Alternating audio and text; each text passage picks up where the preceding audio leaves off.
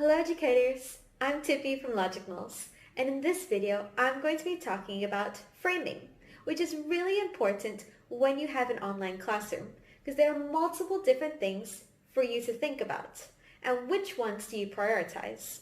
So I think that when you're framing or when you're adjusting what you want to see or what you want to hear, it depends a lot on what activity you have. So the things to consider is, are you focusing on their face? Are you focusing on the table? Are you focusing on both? And what about audio? See, if they're closer up, then it's easier for them to have headphones in or for you to hear them. However, if you would like to see what they're doing on the table, or let's say it's something where they even need to stand up, then audio is not as easy for it to be captured, or it might not be as clear.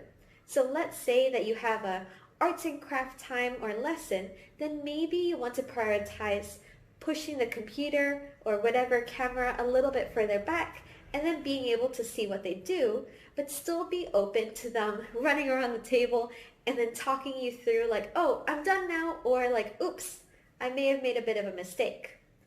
But however, if you have a little bit of a lecture, maybe it's story time, or, again, a lecture of a certain topic where you as a teacher would like to go on and tell them, a little bit more about something, then you can pull the camera closer, focus on the face, focus on facial expression, and also keep track of whether they're engaged or not.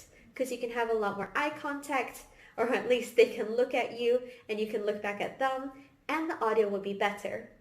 Now, when it comes to playing games as well, this is a little bit more tricky because yes, communication is really, really important. So you want to be able to hear each other and be able to be heard. But visuals are also really important. So it may differ a little bit depending on what game you have. But a good baseline would be to have the audio and the visual of the face be really clear, and then every once in a while, pull it back, do a little check-in with how the game boards are looking.